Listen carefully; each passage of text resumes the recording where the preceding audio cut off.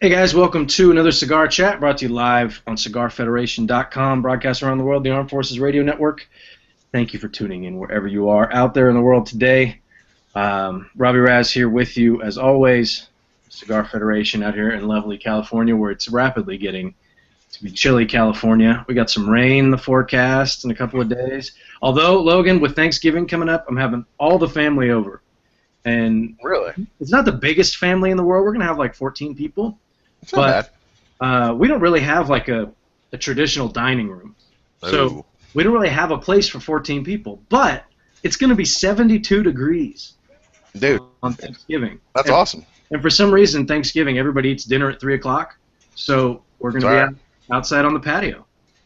Dude, that's cool. It's supposed to be 70 degrees here in Austin as well. So we're going to have not quite that many because, you know, my parents are curmudgeons and don't ever travel for anything. My dad didn't even come to my own damn wedding, but that's neither here or there. Sorry not to get all dark here, but yeah, he didn't come to Costa Rica. But yeah, it's just Allie's family. So yeah, we'll probably be outside hanging out too. But anyways, that was a weird intro because usually you'll pass it to me. But yeah, I don't know. I'm just excited. I don't have to deal with. It's going to be not so tight, and then I can get everything's going to be done. We're all going to be cleaned up by kickoff for the 49er game at 5:30.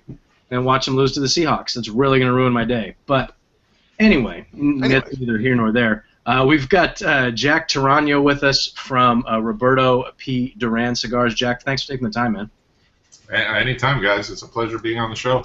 I mean, it's going to be 71 here in Miami on Thanksgiving too. Looks like it's going to be beautiful weather. That's not a surprise, isn't it? It's usually still really warm this time of year over there, right? Yeah, it was in the mid 80s today. It still gets up there. And, has it ever snowed in Miami? Yeah, in like 1977 or 79, there was a big headline in the Miami Herald: "Snow in Miami." I don't think it stuck much, but yeah. But it just shut the town down. No, it wasn't that kind of snow. Oh, okay.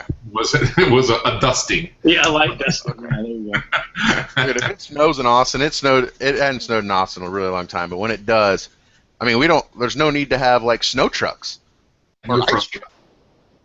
So when it happens, people lose their damn minds. Oh, dude, it's game over. Anyway. How about what went on in Buffalo? That would paralyze any city. Crazy. And then it went up to, like, they had, I don't know how many feet of snow they had and how cold it was. Like 8 foot, wasn't it? It was some 8 feet. And yeah. And then the next day it was like 60 degrees. Yeah, they had flooding. Oh, dude. That is unreal. I don't want anything to do with that. Hey, listen. So you're a 49ers fan? Yeah. Well, I need Anquan Bolden to do well. So he's been my secret weapon the last few weeks on my fantasy team. He's been on the bench on my fantasy team. I don't know why. I'm so used to watching them go from 1 week it's Stevie Johnson who has a big week, and then it's Anquan Bolden, and then out of nowhere Crabtree gets a bunch of passes, and for some reason the only one that I can actually stick with is Vernon Davis because I feel like eventually it's going to happen. He's been having a rough year. What's he got? About 20 catches total? If even. Bolden's look great. He had 18 going into the game, so that was the one that's killing me is Brandon Marshall. Brandon Marshall's killing me. Yeah, he that's had 1 good week, 3 bad weeks. So. Yeah, that's a lot of. We're getting off topic, but whatever. A lot of the first round picks have kind of struggled unless you took like Peyton Manning or I took Matt Forte and I have Andrew Luck. Well, yeah, but nobody took him until the 4th round. I took him in the 3rd round. I have my first round pick was Jimmy Graham. Yeah, I had him because I ended up with like the 8th to 10th pick in a bunch of drafts, and I ended up with him in every one. Figured, what the hell, I'll get 25 points out of my tight end every week. Yeah, right. And off topic, but I don't know, from like the standard top first round picks. I mean, who's been good? Matt Forte's been really good, but he was kind of at the end of the first round. Same with DeMarco Murray was a 2nd round pick, and all those guys that you took really early. I remember how excited the guy was with the first pick when he took Adrian Peterson. My wife and I did a league together this year. My wife is really good at fantasy baseball. We have a really deep, nerdy fantasy baseball league with like minor league rosters and everything, and she's awesome. And He wanted to do football this year, and we had some friends who were doing a draft at home, and everybody got together, and we all had some beers and cigars and everything, and drafted, and it was a lot of fun. But we had the first pick, and I was like, no-brainer, Adrian Peterson. I've never had him. Awesome. We got 9 points out of the guy. Do you guys ever watch The League? I've never watched that show. No. That's one of the best shows on TV. You gotta watch it. I'll have to watch it. We are boring Logan to tears, so I'm gonna. What is this? Fancy football chat or cigar chat? What the hell? That was fun. I get excited when we get to talk about that stuff. You get all giddy, man. You get the front of your seat. You're like, I'm all into it. Yeah. Nerds. No, I think look for Bolden to have a good game, though. I mean, somebody's got to have a good game if the Niners have a shot. I think it's going to be a smash mouth game. A lot of yards in between the 20s, I can see. All right, I'll be calling you back if he doesn't. Yeah, exactly. You don't hold me to that. So, okay, so let's get back to the topic. Let's bring our guest Logan in. Yes, please. Thank you.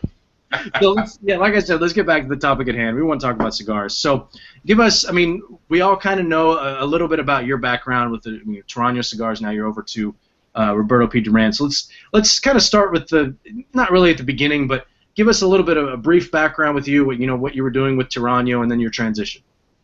Torano, actually, I worked a little bit with a family back in the 80s when you couldn't give away cigars.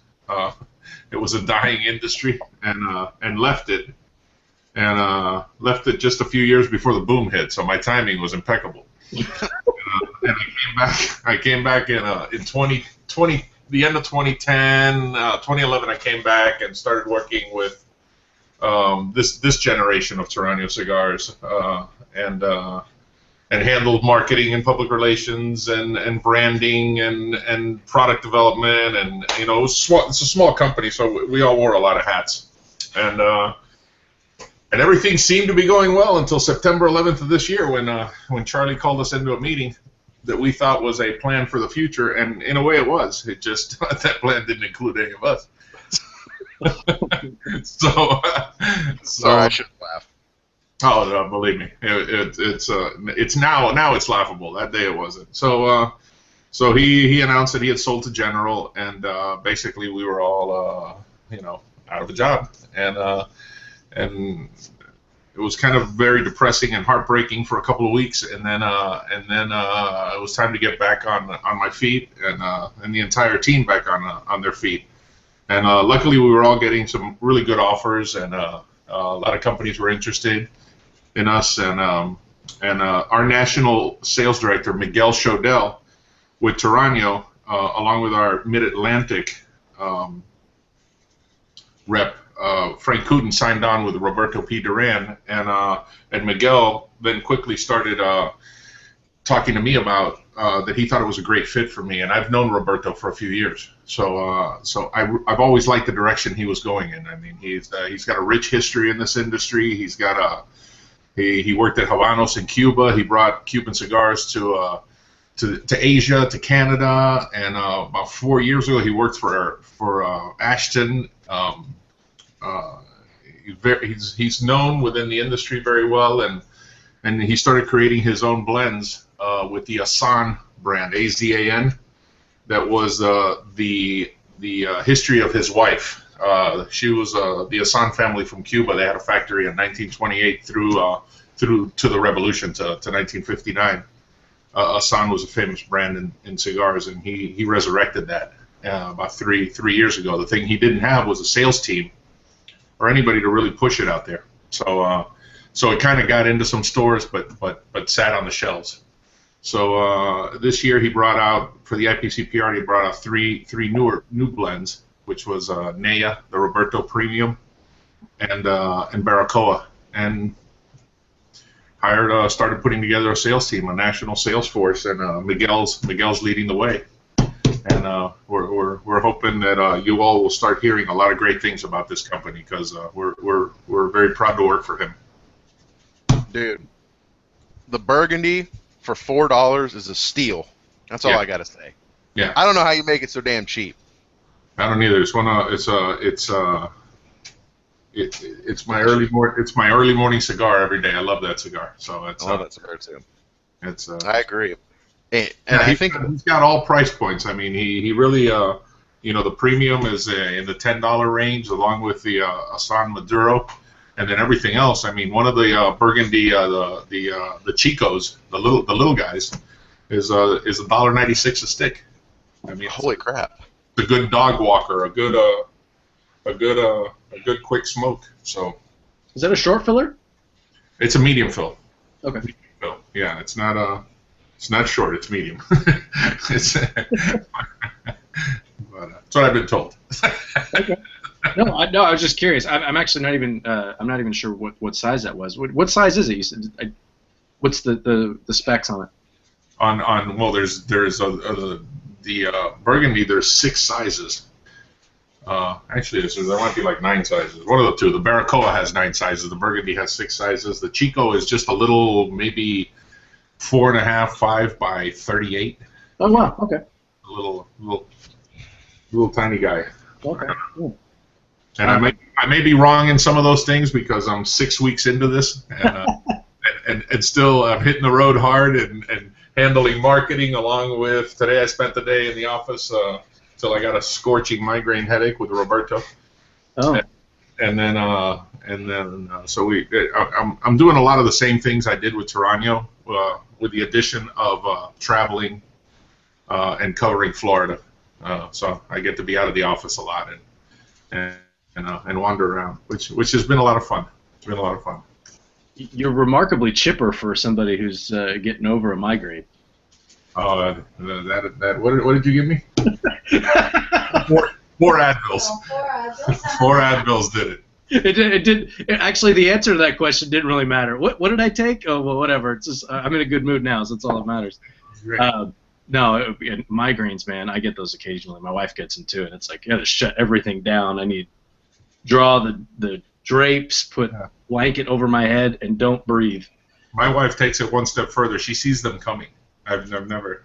I have ocular migraines. She has ocular migraines that she can see. She foresees them into the future. So it's kind of freaky.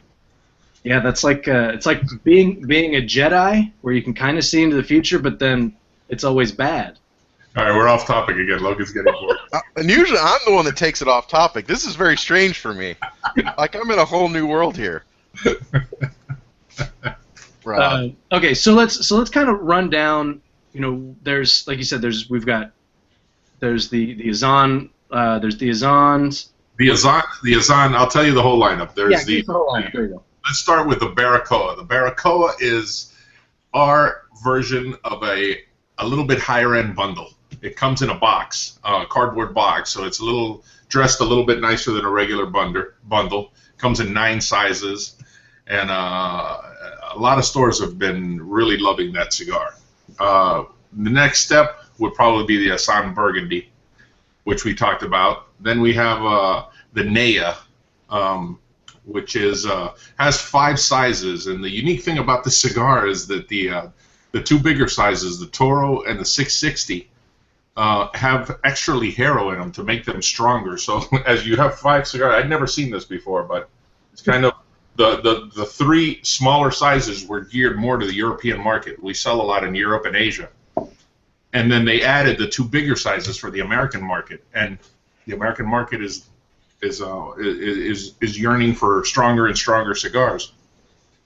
So we kicked them up and nicknamed them F8s, which is what I learned. The strongest Typhoon is an F8. Oh dear. Fujita? Like, well, I know with tornadoes, an F5 is the strongest you can get, and it's the Fujita scale.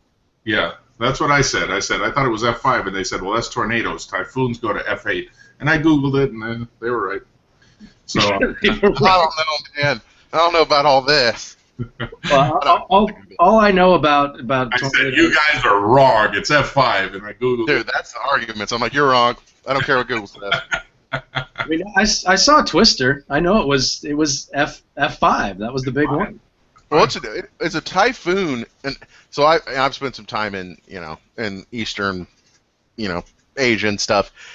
So Cyclone is like a hurricane, but what is a Typhoon? That's like their hurricane, right? I don't know. I only remember Typhoons from Gilligan's Island. Dude, I am not that old, so I have never seen an episode of Gilligan's Island ever. You've never. Other than no, dude. Other than the radio, the coconut radio that never worked, and then somehow they got off the island because of show in. That's all I know. Yeah, you missed out on a good childhood here.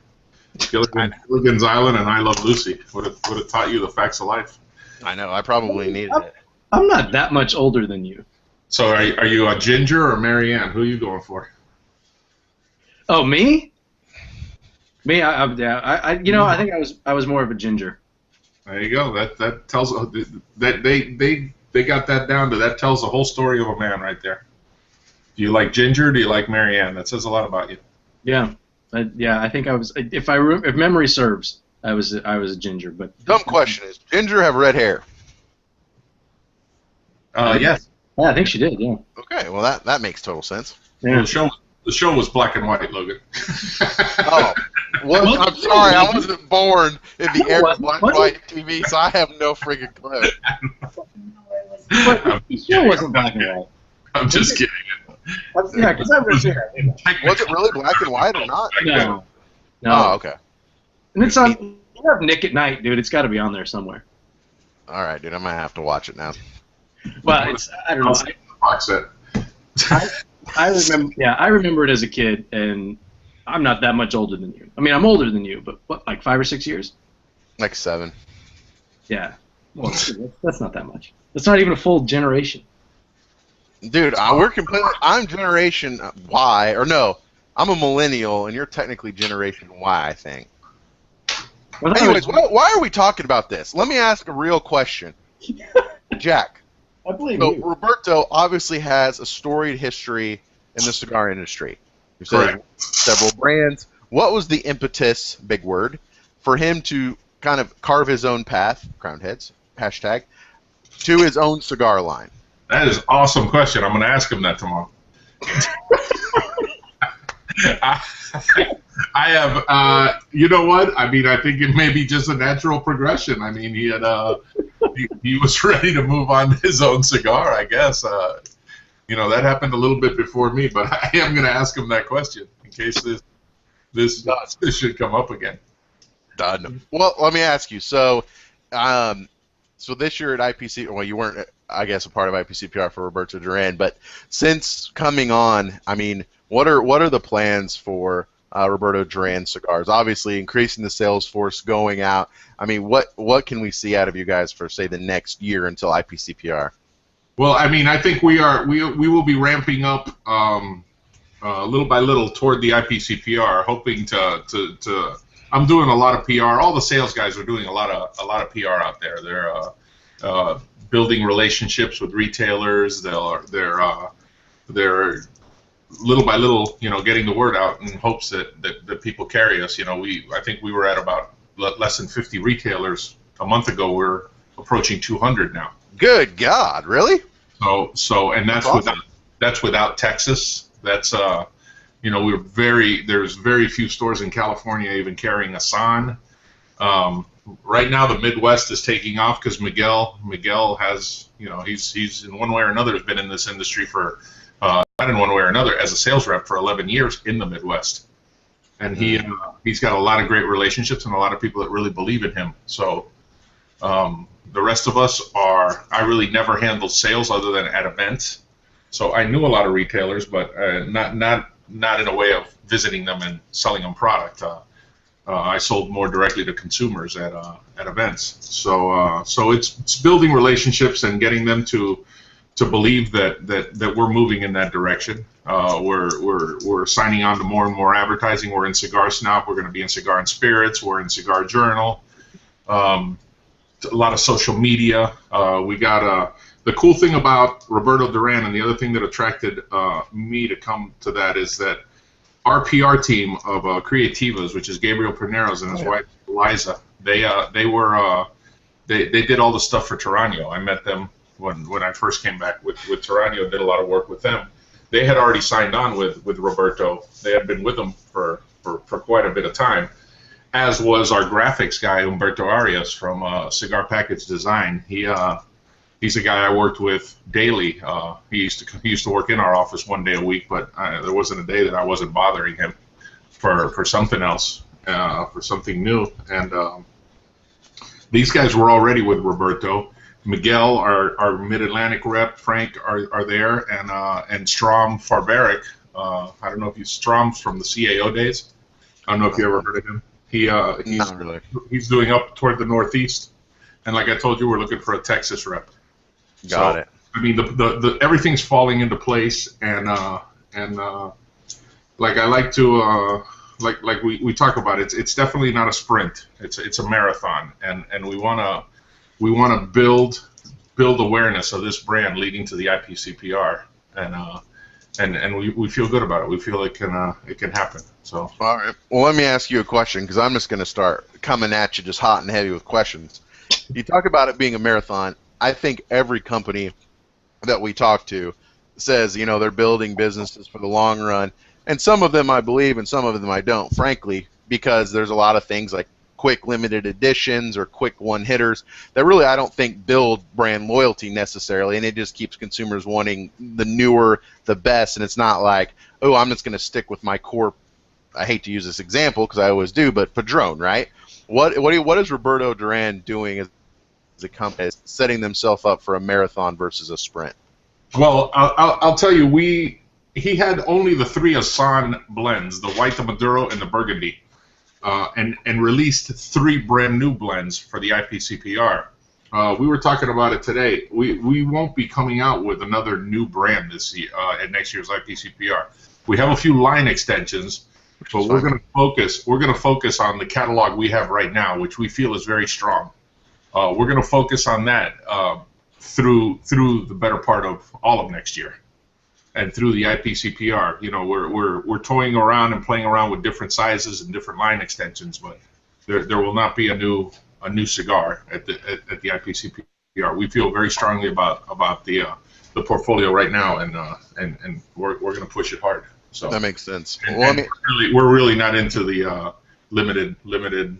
I wasn't really on board with that with Torano, and we weren't doing that at Torano, and we're certainly, I don't believe we're going to do it here. Got it. Okay. The endless limited editions. I don't believe in that. Okay. Well, let me ask you another question that kind of came off a previous thing that you said. Oh crap! I totally forgot what I was going to say, and it was like a great question, total just genius expelling out of me here. Oh, let me get back to it here. Crap. Well, okay. Logan, while you're doing that, I'll remind everyone that they're listening to Cigar Chat, brought to you live on CigarFederation.com. Broadcast around the world, the Armed Forces Radio Network. Thank you for tuning in. Wherever you are out there in the world today, Logan has his question back for Jack Torano here with Roberto P. Duran Cigars, talking about all these new 3 new blends that he's got coming out from this last IPCPR, also the 3 core lines. Logan, before you get into your next question, this next segment's brought to us by who? Rob, I'm glad you asked. This next segment is brought to us by none other than Rodrigo Cigars. If you go to CigarFederation.com and look in the top, there's a banner there that looks like it's shaking like an earthquake. You click on that, it'll take you to a survey, and it's not spam. Fill out that survey. George is trying to collect feedback on his brand and for some upcoming projects and just kind of get a pulse of what the modern consumer is looking for. Fill out that survey. It takes about 5 minutes, and he'll give you $20 towards credit of Rodrigo cigars and Leaf and Bean cigars in his cigar store, and that also includes a brand new Corona project. So $20, 5 minutes. That's like $80 an hour. That's good math in my book. Actually, it's more than that. That'd be what? Hold on. That'd be 10, 12. What's 12 times 20? But $240 an hour. If you make that much and you don't do it, your time's not worth that much. Anyways, check it out. CigarFederation.com. Click the banner. Back to my question, Jack, because it just came back to me.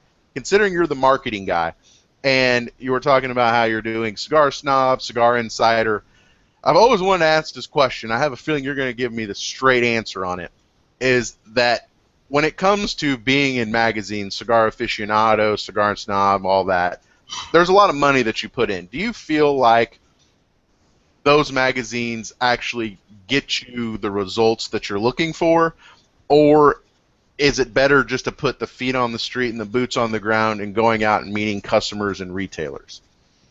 Wow. You're good. You're good. I know it. We've been debating that question for quite a few months with different.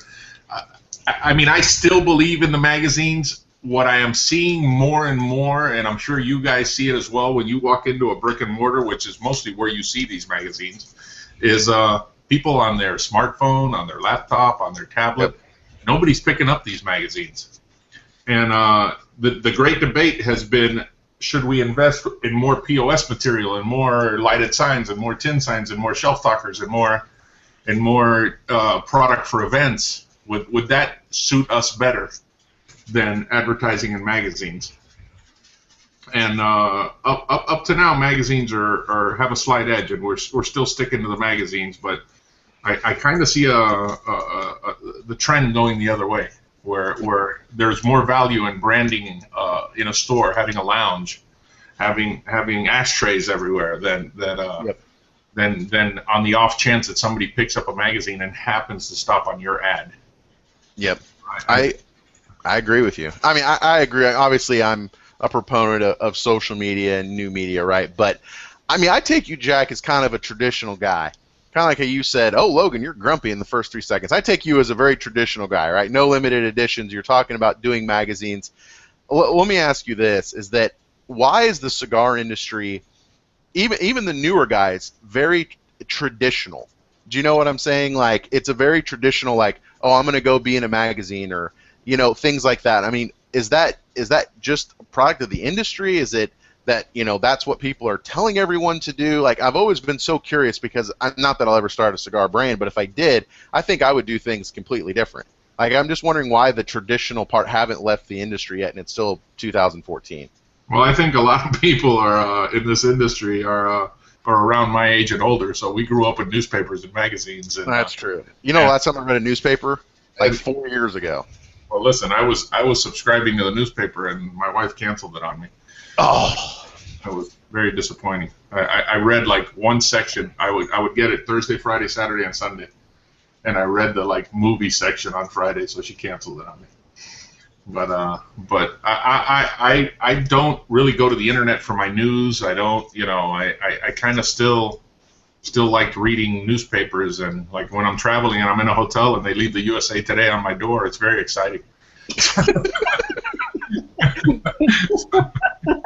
I don't think the hotels know how happy I get when I open the door and there's a USA Today. It's very, very cool.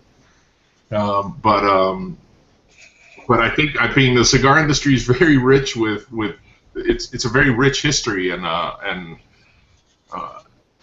don't know if that has anything to do with magazines, but I mean, I can tell you that I'm just a kind of guy that likes, you know, I don't like downloading music. I like buying a CD and reading the liner notes, and I like seeing the lyrics. I like actually physically holding it. So you know, I know I'm a dying breed, but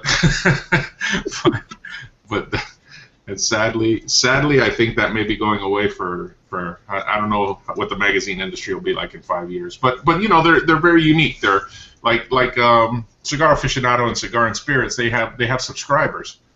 So I think you're a little ahead of the game if you can have 20, 30, 40. Cigar Aficionado probably has a few 100,000 subscribers that actually pay to get that delivered to their house. I mean, that raises the value a little bit, as opposed to, you know, just running into it in a cigar shop. Yeah, I would definitely agree with you. Well, let me ask you this. I like that you always agree with me. I do. Hey, I do. I always agree with you. I think you're a smart guy. Well, let me ask you this. If, you know, what do you think about, you know, we talked about kind of traditional market and stuff like that.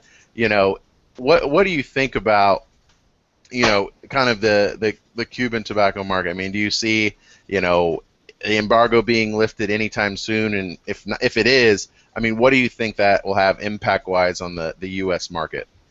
You know, I don't know. That's I've been asked that question for the past 4 years, and it seems like every year it gets a little closer to lifting the embargo. I think the day it does get lifted, that this market will be flooded with Cuban cigars, and I don't think the Cubans can keep up with that demand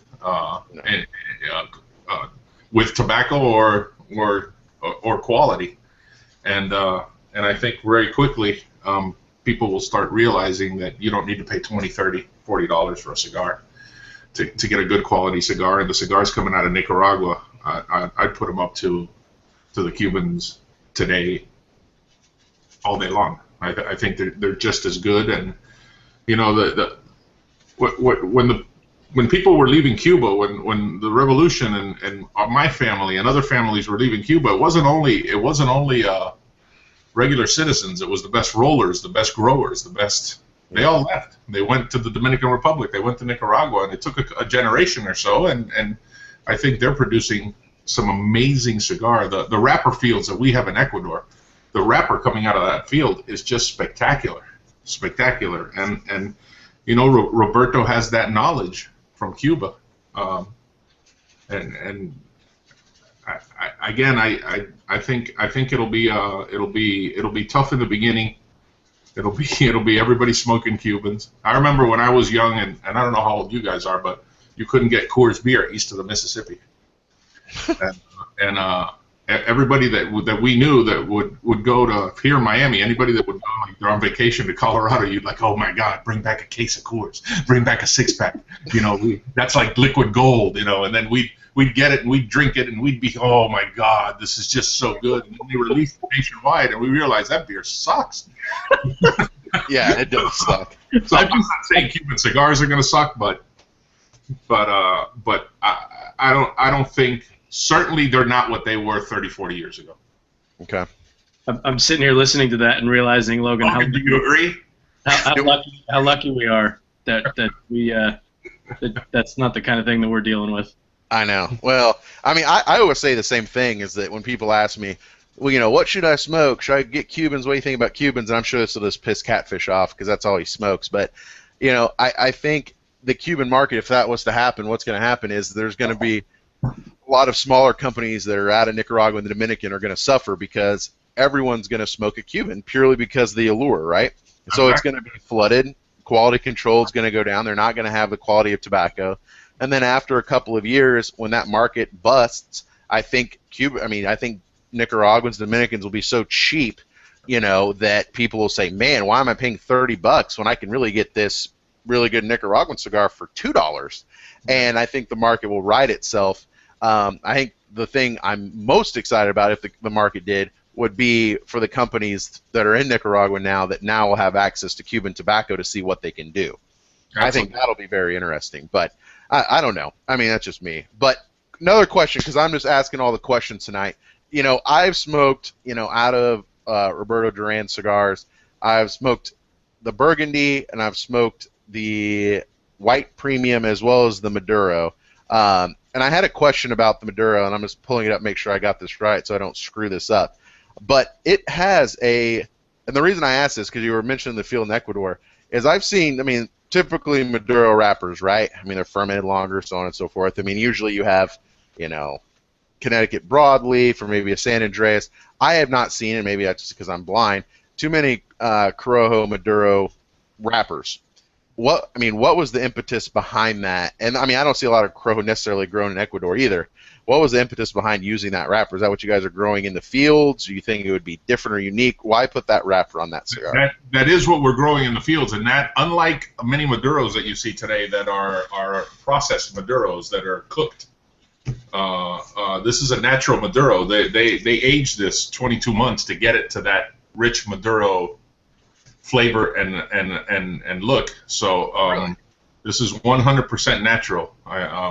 A lot of cigars you're getting out there either with what is it that they put on these, propylene or whatever they put on them, and they cook them, and I mean, I was in Esteli last year and I visited a few factories, and I was shocked to see how they were cooking tobacco.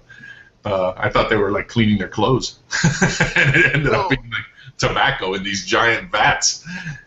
This is a 100% natural process to get it to that Maduro.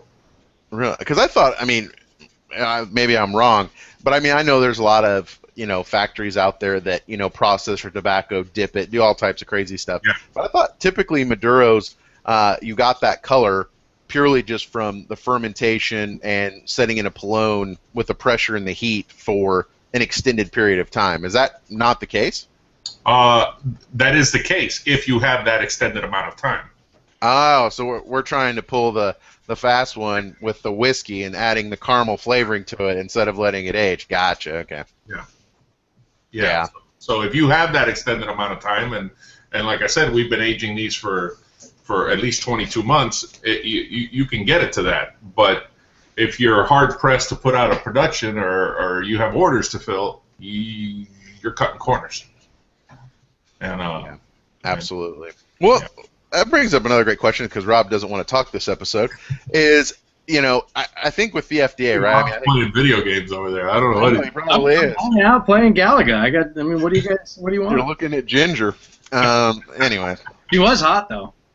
I don't know. I need to Google this lady. I'm going to ask one more question, then Rob, you're up. So, with the FDA, we kind of spoke about it a little bit before. I mean, I've heard a lot of conspiracy theories and all of this. You, obviously, being in the industry, you probably know more than I do. Tell me about, what do you think is going to happen with the FDA? I mean, we had the deeming document. The comment period is closed. We haven't heard nothing since a week or two after IPCPR. I mean, what do you think the next thing is that's coming? Wow.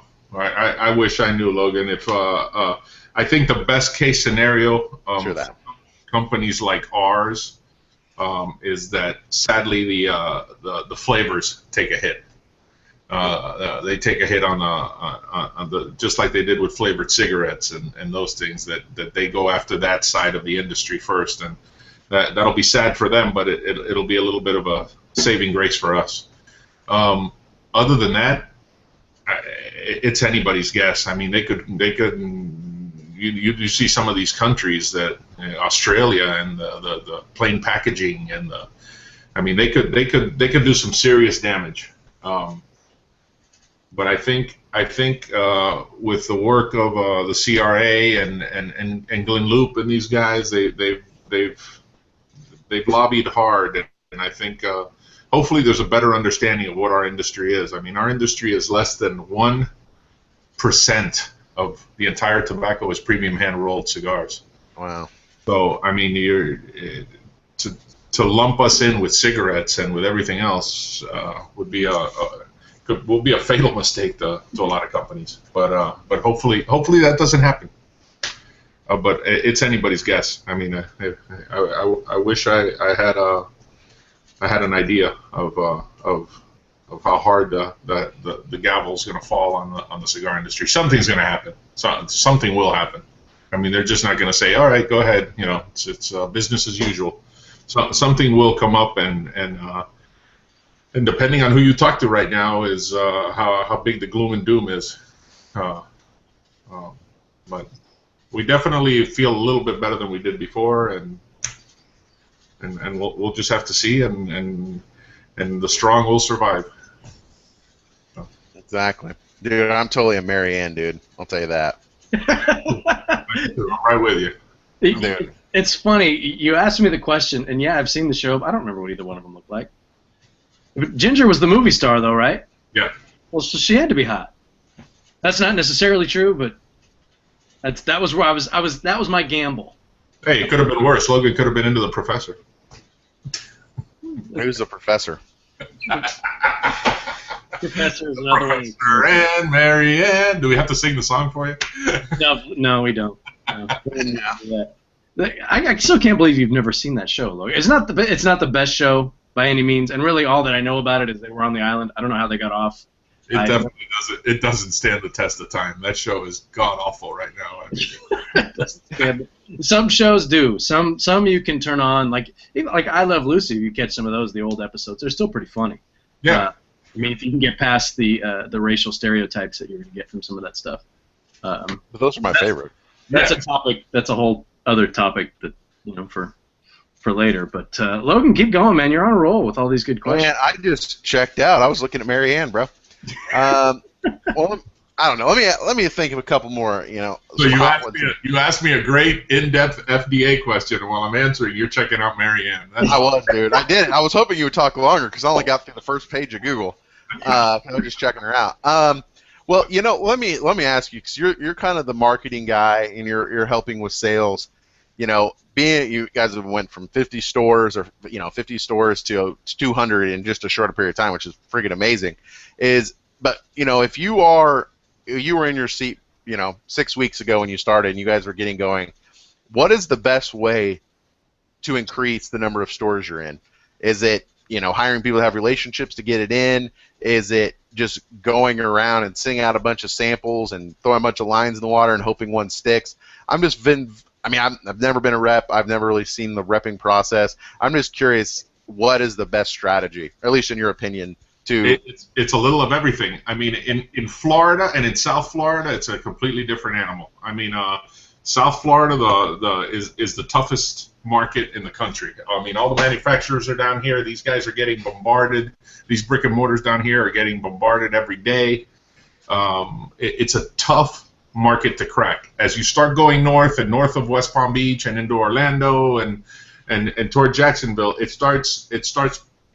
They're accepting you more. They're very happy that you're visiting them. They're very they're a lot more open. And then the Midwest, I mean, when I was with Torano and I would do events, me and my cousin would do an event here in Miami, and these guys see us in the store all the time. So it was like, who cares? Jack Torano's at that event. I can buy a box and he'll sign it for me. Who cares? I can do that any day. Now you go to the Midwest, and there's a line of people waiting to say hi to you and thank you for taking the time to come and meet them. And it's I went off a little bit on that, but on that question, but truly it's a little bit, every market has to be attacked a little bit differently, and it's boots on the ground, it's traveling, it's a grassroots effort. I mean, you really gotta.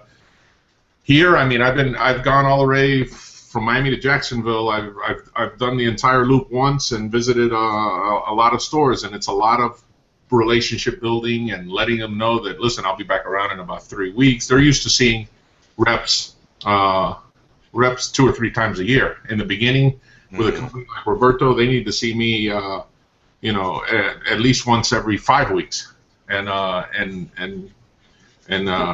start understanding that we're there and we're going to support them, and we're willing to do events, and we're willing to do whatever it takes to get this product to the consumer.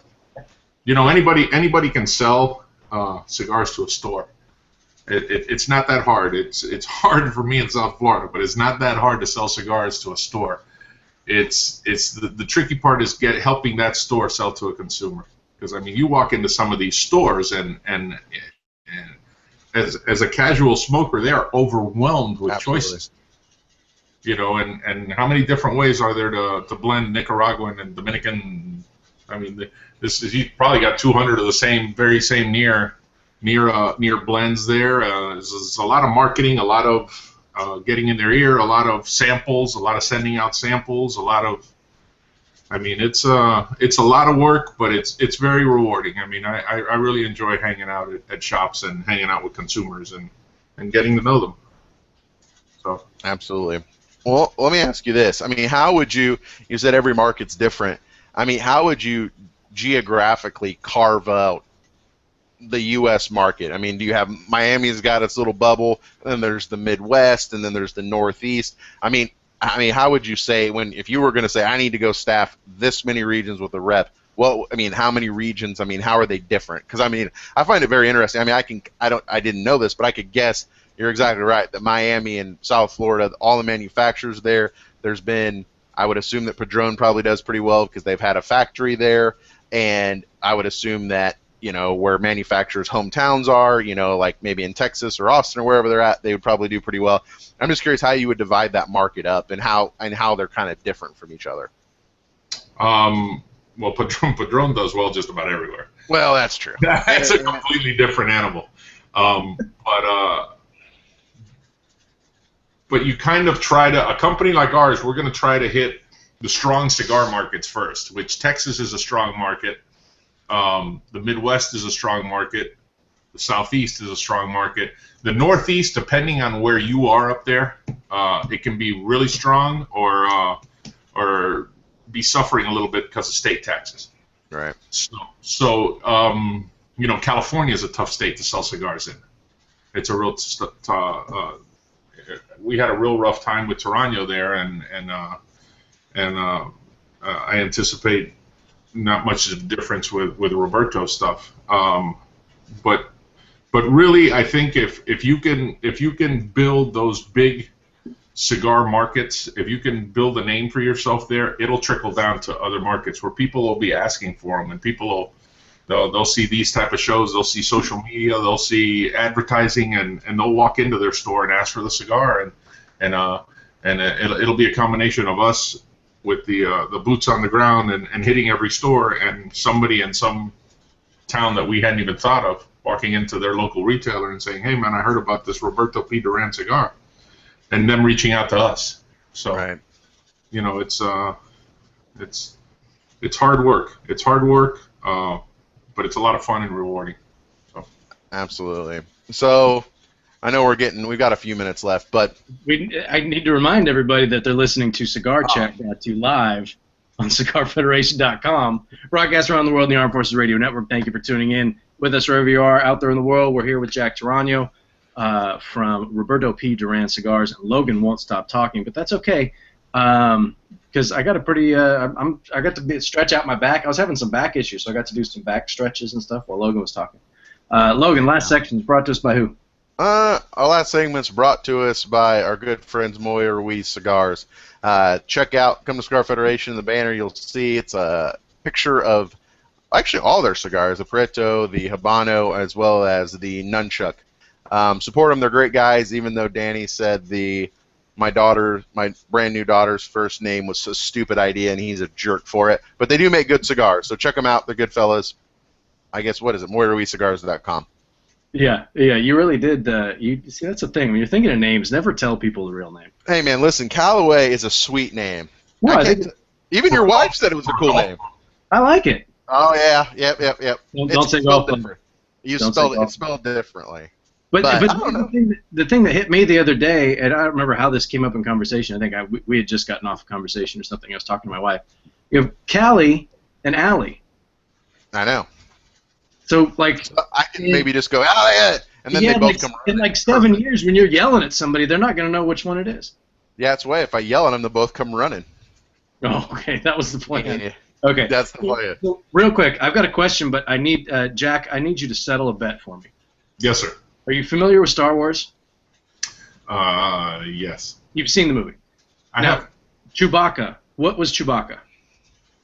A Wookiee. Okay, that was what I needed. I just needed to settle that bet, and I was right, and the guy in the chat room was wrong. Thank you for doing that for me. I appreciate it. And what sound does Chewbacca make? Oh, that was actually good. That was pretty good. That was solid. That was a solid Chewbacca. So I got a dog that looks like Chewbacca. You had a cat hanging out with you a minute ago too. I saw that. You got the whole menagerie over there. Dude, I got 2 dogs and 5 cats. Oh, 5 cats. But there's a computer cat over here that I can't be on the computer, and she just has to sit right next to me. That's 2 dogs and 5 cats is a lot of cleanup. Here's Chewbacca. Dude. He does kind of look like Chewbacca. Yes. A little more Ewok, maybe. More of an Ewok, that's true. So you were talking about, it's easier to get into stores than it is to maybe educate those store owners and the folks working at those shops so they can educate the consumers as to what product it is that you're offering. I've never really asked this question, and I don't know how much of this you'll want to tell me or not, but what is an average, if you're going into a shop that you've never been into before, and you've got a planned meeting, what is an average trip to a new shop? What is that like? Like, what does that consist of? Is it just are you kind of sitting down, smoking the cigars and talking about them, or is there more to it? Yeah, more or less. It's just hopefully you do have a meeting and you're not cold calling them and hoping the manager or the buyer or the owner is there. But if you have a meeting, it's just sitting there and it's really cool because it's a very casual setting as you're enjoying a cigar with them and you're talking about the product. It's almost a very easy flowing conversation. And I mean, I'm really not pressing them. I mean, I want to build a relationship. I want to let them know that we're going to be there for them, because it's not only educating their sales guys to sell to consumers. It's letting them know that we're there to support. I mean, I opened an account in Naples, and the guy called me on Sunday afternoon at 2 to ask me a question, and I answered the phone, and he was like, I was going to leave you a message. I can't believe you answered. And I said, dude, I told you I'm here for you 24 hours a day. Just any questions you have. It's letting these guys know that you're there to support whatever they need, whether it be some little scramble golf tournament that they're throwing, or a fundraiser, or a dinner, or us doing events in their store. Listen, we become partners with every retailer, and we want them to know that we're fully going to support them and as they support us. So it's not just a matter of giving. You know what happened in the beginning with the Asan is it was being sold mostly in South Florida and a little bit north into stores, but that was it. You know, hey, you guys want to buy into this Asan? This is what the product's about. Yeah, sure. Give me 2 boxes of each. Give me 6 boxes. Okay, thank you. And then they would leave. Yeah. Well, I mean, there was no real support in helping that store sell to the consumer. I've run into that problem where I've gone into stores that happened to, and they've said, well, why should I buy more product if, you know, the stuff you guys sold me a year and a half ago is still sitting on the shelves? Yeah. So I gotta try to, you know, explain to them that the direction the company's, you know, from this year is ready to take things to another level, and we're hiring a national sales director and a marketing team and a sales force, and things are going to be different now. So it's a lot of massaging. So okay, we're right up against it. This is the last question. So in stark contrast to that, what is the biggest benefit and then maybe the biggest detractor of an event like, not really an event, but a gathering like IPCPR, where you're on the other end, where people are coming to you, and it's bam, bam, bam, you're getting retailer after retailer after retailer. What's the best benefit of that for you, and then probably the biggest detractor? I know you haven't done that with Roberto Duran yet, but I know you've been there in the past, so I'm just curious. Yeah. Well, listen, the benefit is what it is. It's the retailers are coming to you as opposed to you going to the retailers. It's the one time a year where they come to you to buy. You know, you're not. They want to know what you're offering, what the show deals are, what they can get, and these retailers are budgeting for that show, and it's a matter of, you know, you got their full attention. I mean, they're not sitting in their store, they're not distracted in their store, they're basically in our store. Okay. And it's your time to shine, your time to really sell them on the new product, on line extensions, on the direction of the company. You have them there. The detraction from the IPCPR that I've noticed in the last few years is it seems to be a lot of the attendance seems to be down year in and year out. Manufacturers are releasing their show specials up to a month before the show, and then running them a few weeks after. Well, you know, you're in a damn if you do and damn if you don't, because you have to keep pace with them and you have to do it. But then why should a retailer say, well, I'm not going to go to Vegas and spend $3,000 if I'm going to get the exact same show deal, just picking up my phone. And you're seeing that in attendance. So I don't know how they change that. I don't know how the IPCPR. At Torano, we tried to do something different this year, where we actually gave away $2,500 in casino chips for anybody that put in an order at the show. And on the third day, the booth was full of people, and we gave a retailer $2,500 in casino chips. Wow. So they had, you know, anybody that our show specials were out like 3 weeks before, and they about a week after. But unless you ordered on the show floor, you didn't have a chance at that. So that seemed to create a lot of interest, and I don't know if more manufacturers do that, or if the IPCPR somehow can crack down and force manufacturers to offer show floor deals. Yeah, it's tough. I just wanted to take we don't have too many guys who are in the sales component. come on the show and talk to us. So it's a unique opportunity for us to get a glimpse into that side of the business. I mean, normally we're talking about, well, why did you blend with this or whatever. We didn't want to touch on that much today because that's not where you are in the business. So thank you for taking those questions. And it does give a unique perspective, especially when you're talking about IPCPR. It's like I never thought about it as, instead of going to their home field, I mean, you're kind of, now they're coming to us. And it's a neutral site because you really don't live there, but I mean, you're there, you're set up, you're more comfortable, and it's come to me and we can talk about it. It definitely is a home field advantage. Yeah, exactly. With that, our segment's up, so I wanted to thank you, Jack, for taking the time. Really do appreciate it, and answering all of Logan's questions and both of mine. Really do appreciate that. And actually, I looked back, and Ginger did not age well, man. Woo! No? She was. She looked good during the show, but she did not age well. And I think it looks like they've both been arrested. I don't know. I saw mugshots. But anyway, that's neither here nor there. Jack, let everybody know real quick where they can find Roberto P. Duran Cigars online. Online? That's websites and, Our website's robertoduranCigars.com.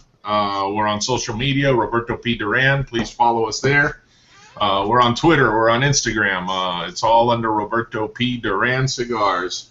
And we, I've been getting a lot of calls for people wanting to buy the cigars online, and there's actually a store in Naples that will be carrying them as of tomorrow. They'll be online at marcusdaniel.com.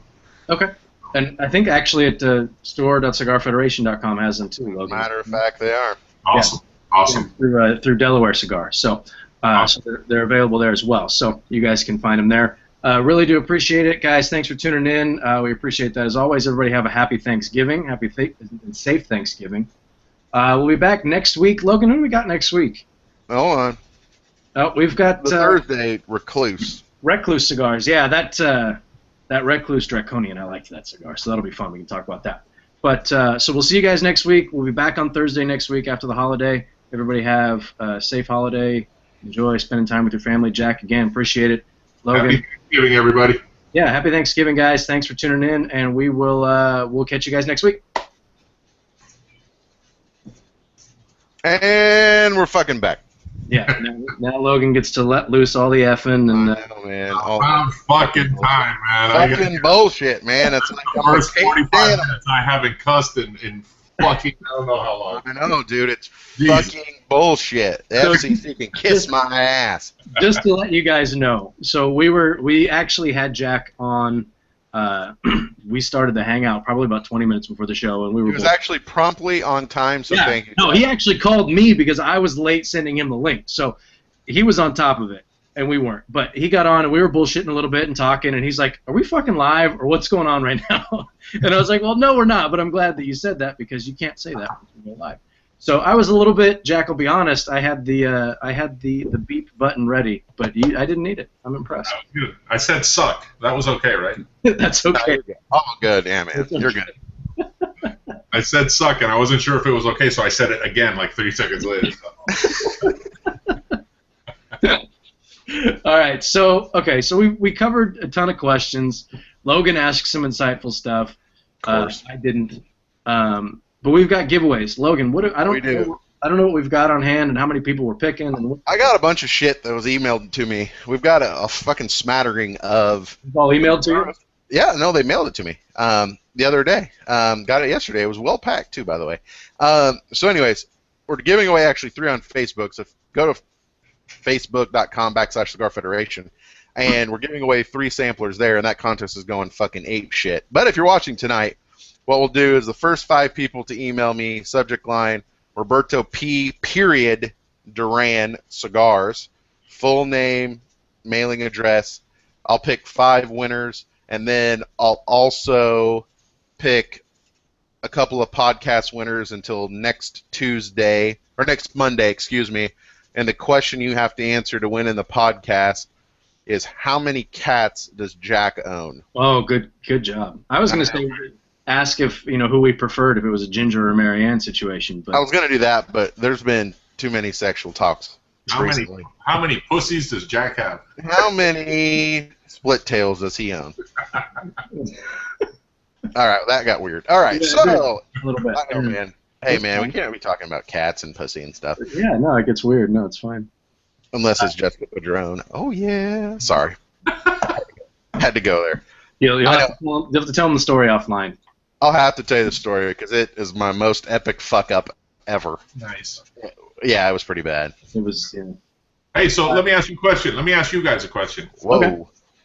Okay. Austin, California. How did you guys hook up to do this show? Logan, I'll let Rob tell it. Rob will tell you the lie, and then I'll tell you the real version. So, Rob, you tell the lie first. It's funny. It's because it's not a lie. I actually still have the tweets. I have them favorited. Logan just stalked me on Twitter, and he's like, "Hey," because I was running my own website at the time, and and Logan, you were doing your own website. I was.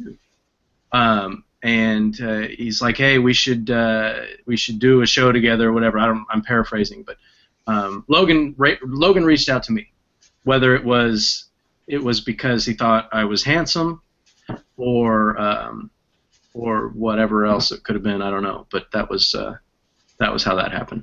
But yeah, we did the show together. I mean, the Cigar Chat started out as a literal chat room. We were talking about that offline. I remember the first episode that we did.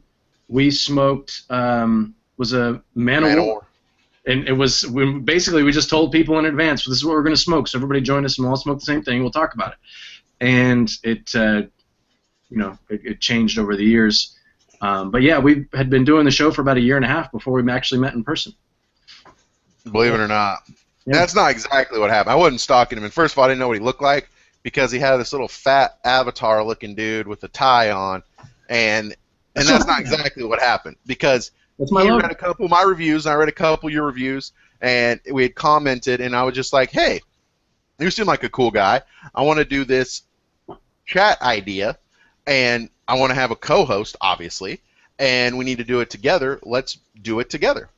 And Rob was like, yeah, you sound like a fucking awesome guy, Logan. Like, you can be my best friend. And I said, okay.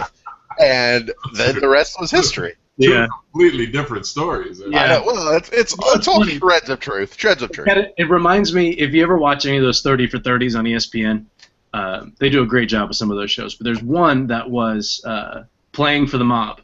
And it was I watched that one. That one was sweet. You watch that one? Yeah, dude. I love 30 for 30.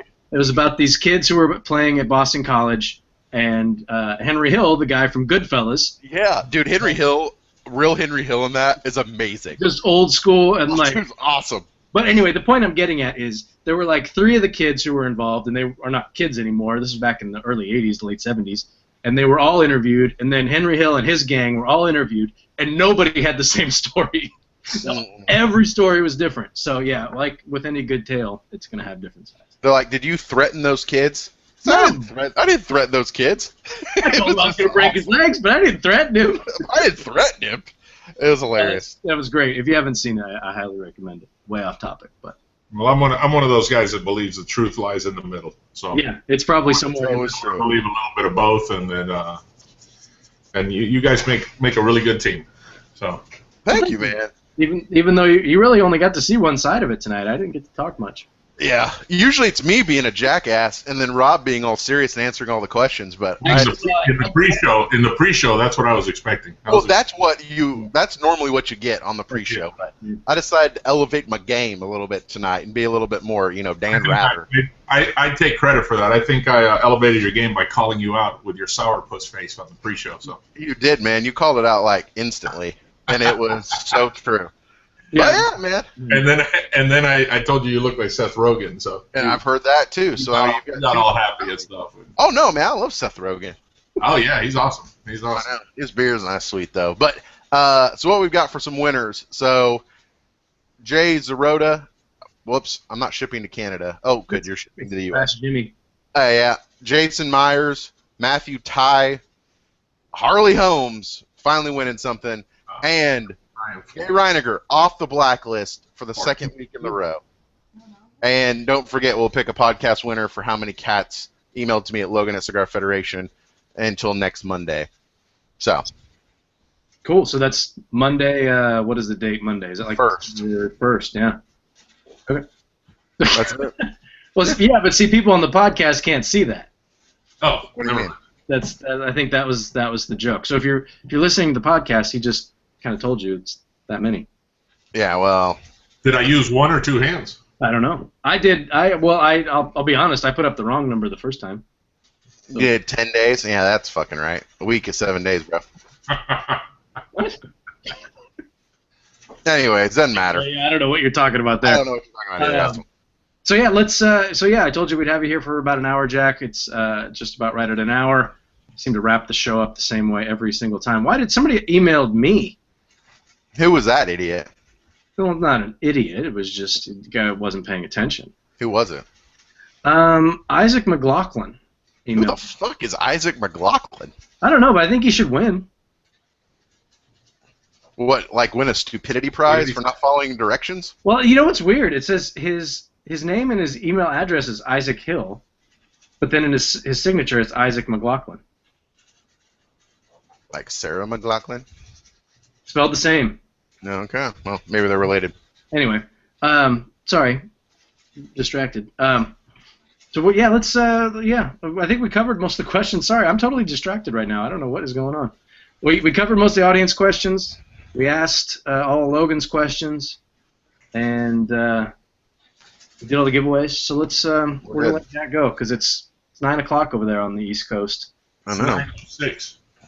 To be exact. Yeah, Jack. Seriously though, really do appreciate it. It was a lot of fun. I'm looking. I know I've got some samples coming my way, so I'm looking forward to trying some of these cigars. I haven't smoked any of them yet. I know we've got a couple of reviews. What did Catfish review that he really liked both the ones that he reviewed. I know. The Burgundy, and I always hear Ron Burgundy, and the Azan White Premium. So I know he enjoyed both of those. So looking forward to trying these out, and I know everybody who has won some stuff is going to check them out and post some pictures and photos and And I'm going to post them on my Facebook page as well. Yeah, yeah, everybody will post that stuff up, so for sure. So Jack, really do appreciate it. Thank you so much. Wish you and your family a happy and healthy and safe Thanksgiving. So enjoy that. Likewise, my friend. Thank you. And I will be looking you up next month if we end up doing Austin. Dude, I'll be there, man. If you're in Austin, let me know. We'll go out and we'll fucking rage. All right. Done. Yeah, okay. We'll rage. We'll rage. Yeah, he's like, yeah, sure, we'll rage. Yeah, we'll rage. Look at Just make sure you stretch first. Limber up, and it'll be fine. All right, I'm not even sure I know what that means. I'll show you, man. I'll show you. You could have just invited me to a hotel. I have no idea what that means. Oh, boy. Okay, before this gets weird, let's go ahead and wrap it up. Guys, appreciate the support as always. You can find us at CigarFederation.com, at Robbie Raz on Twitter. Logan is Logan at Dell on Twitter, Corporate Monkey. Haven't done that in a while. I know you haven't. At the end of the show. Well, that was weird. That just kind of came out. I know, man. Anyway, thanks again for the support, guys. We'll be back next week with Recluse Cigars, and then after that, we've got the Year in Reviews show. That's going to be kind of fun. We'll have a couple of different bloggers come on. We'll be talking about some of our favorite stuff from the year, so that'll be fun. Guys, we appreciate it. Thanks again. Everybody have a great holiday. Adios.